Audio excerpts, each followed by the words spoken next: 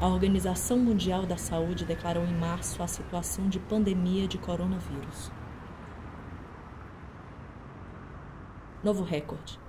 Mais de 9.000 mortes por Covid-19 no Ceará. Pandemia revela a profunda desigualdade na educação. O ensino segue remoto. As salas de aula continuam fechadas.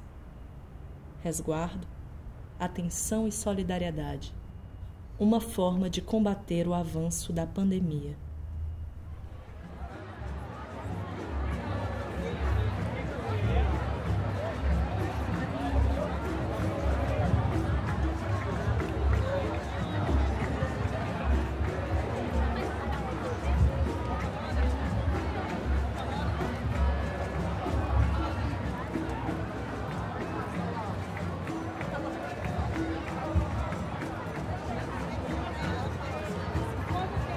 É preciso relembrar.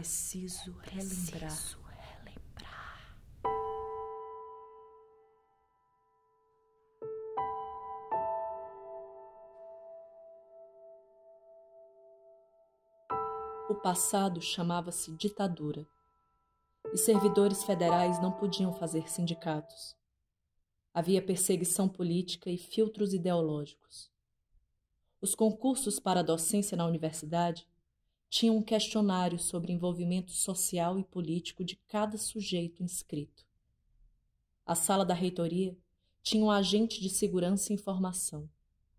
Os métodos militares de controlar e oprimir conquistavam seu lugar de poder nas universidades.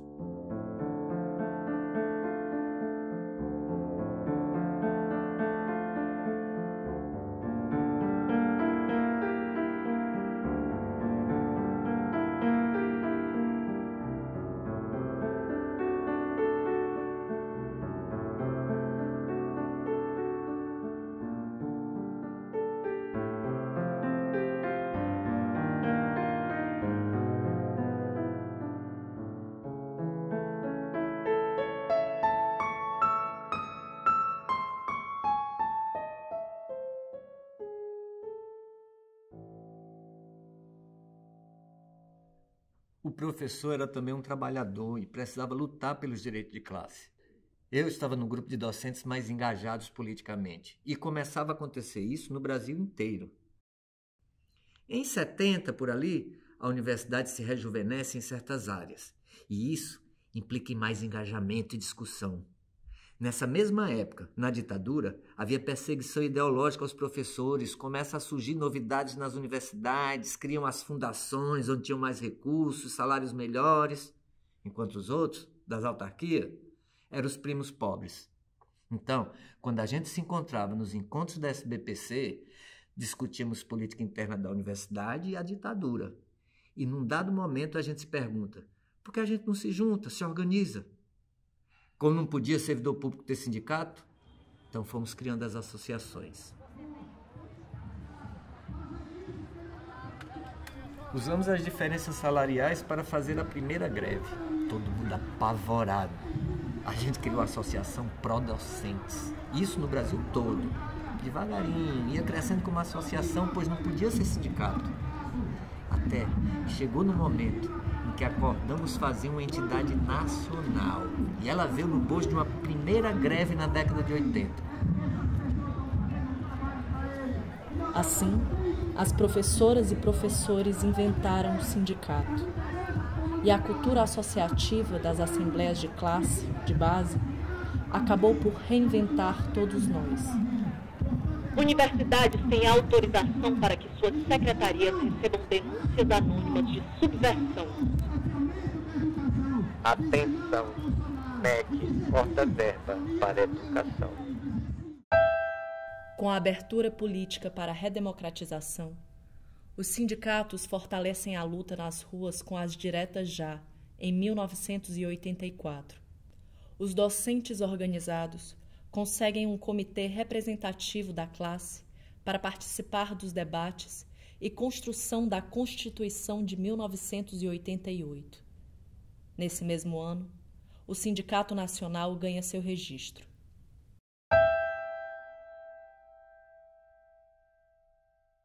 Para onde vamos? Sabemos o nosso caminho? Sabemos o nosso caminho. Será que sabemos? Cada luta é um passo nesse caminho.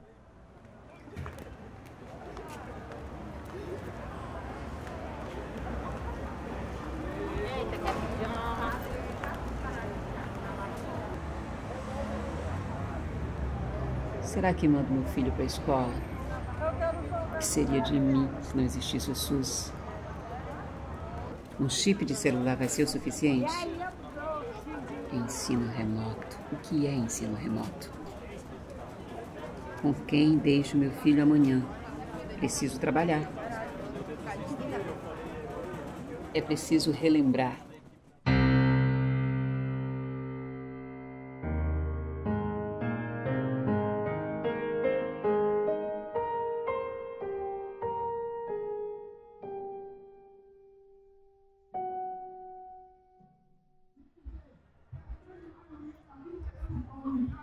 O governo de Fernando Henrique Cardoso trouxe um reordenamento político e jurídico, criando bases para a privatização, em larga escala, da educação superior brasileira. As conquistas da Lei de Diretrizes e Bases e do Fundef logo são sombreadas pela Lei dos Planos Curriculares Nacionais. Isso deu ao governo federal a centralidade das decisões sobre a educação e, ao mesmo tempo, o eximiu de sua execução, forçando estados e municípios a lidar com suas realidades tão diferentes, frente a encontrar formas de implementar a lei federal. As desigualdades na educação eram reforçadas pelo próprio governo. Foi em 2000, quando unificamos as greves numa só, contra a política de privatização do governo FHC. Era época de luta. A avenida da universidade parava, todos os trabalhadores lutando para não perder direitos, defendendo a educação pública e de qualidade. Eu tenho fé que eu ainda vou vivenciar esse momento da gente voltar para a luta na rua. Sim, hoje a aula é na rua. A voz está na rua. A luta é na rua. Pela primeira vez na história, um brasileiro nascido na miséria chega à presidência da República. Um sindicalista vira presidente. Conseguimos nos reunir em milhares de docentes, junto a camadas da sociedade e o governo, com a presença do próprio presidente, para definir o novo Plano Nacional para a Educação. Os debates e propostas para o ensino brasileiro ganharam espaço, isso é inquestionável. As universidades receberam recursos, investimentos, ampliaram o acesso pelas leis afirmativas. Universidades surgiram em todos os cantos do país. Universidades como a Unilab e UFCA nascem desse projeto de educação, interiorização e internacionalização do ensino superior. Mas as universidades privadas também duplicaram. Surgiram aos montes e geraram grandes diferenças de investimento no âmbito público e privado. O presidente Luiz Inácio Lula da Silva transmite a faixa presidencial à senhora presidenta da República, Dilma Rousseff. Eu estou certa que os trabalhos produzidos pela comissão resultam do seu esforço para atingir seus 3 objetivos mais importantes: a procura da verdade factual, o respeito à memória histórica e o estímulo, por isso, à reconciliação do país consigo mesmo por meio da informação e do conhecimento. Afirmei ainda que o Brasil merecia a verdade, que as novas gerações mereciam a verdade e, sobretudo, mereciam a verdade aqueles que perderam familiares, parentes, amigos, companheiros, e que continuam sofrendo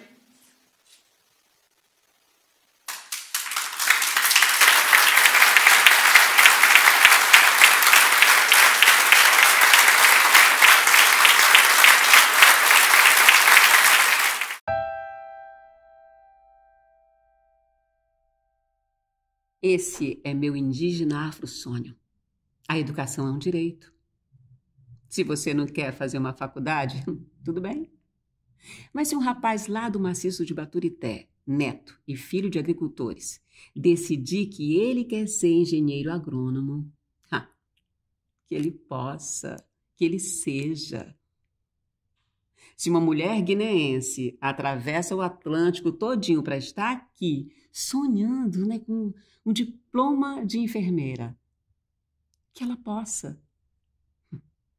Aliás, que a gente possa fazer dos sonhos algo concreto. Jamais atentaria contra o que acredito. Mais um golpe toma ou posse praticaria no planeta. atos O Brasil sempre volta ao aos passado. interesses daqueles que me elegeram. O vice de Dilma, Michel Temer, assume o poder e rapidamente passa a executar o ajuste liberal de abertura do mercado às empresas estrangeiras. Houve a ampliação da influência do setor privado mercantil na elaboração de políticas públicas. O crescimento de parcerias público-privadas era naturalizado, retomando os anos de FHC. A gradativa substituição do direito à educação pela oferta de produtos educacionais aos consumidores. Fora a PEC da morte. Congelar o teto de gastos é congelar o Plano Nacional de Educação, é congelar avanços na saúde. Retroceder não é a solução. Fora a PEC da morte, por mais educação. O Banco Mundial veio sussurrar no ouvido do governo. É preciso um ajuste justo para salvar a economia.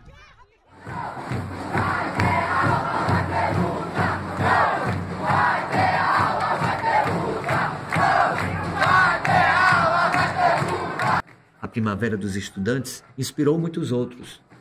Com a chegada do golpe e a ameaça da aprovação da PEC do teto de gastos, os estudantes da universidade decidem ocupar e resistir. O Diretório Central dos Estudantes convocou toda a comunidade universitária. Lá estávamos, juntos, a escutá-los. O movimento estudantil tem uma tarefa histórica de lutar por uma educação pública gratuita e de qualidade. Nessa tarefa, muitas e muitos tombaram na ditadura militar. A história sempre soube compreender a importância do movimento estudantil. É por uma tarefa histórica que ocupamos a UFC. É por ensino, pesquisa e extensão que ocupamos a UFC. É por toda a comunidade universitária que ocupamos a UFC.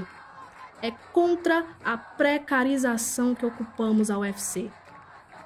Quem ainda não percebeu, hoje temos muitas trabalhadoras e trabalhadores na universidade. Com os nossos salários fora dos campos ou as bolsas que estão cada vez mais precárias, é que nós conseguimos a nossa sobrevivência.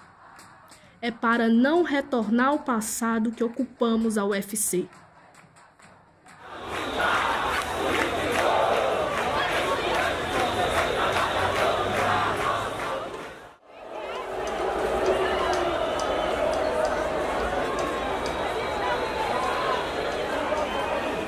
No dia 29 de novembro de 2016, mais de 30 mil manifestantes, oriundos de diversos estados, se reuniram em Brasília com o objetivo de barrar a aprovação da PEC 55, que propõe o congelamento dos investimentos públicos por 2 décadas.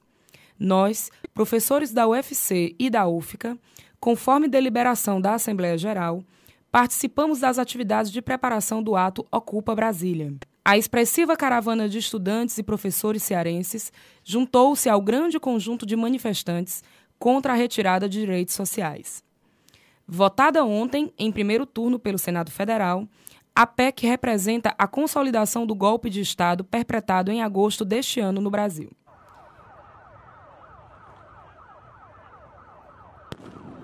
Depois do golpe, o abismo.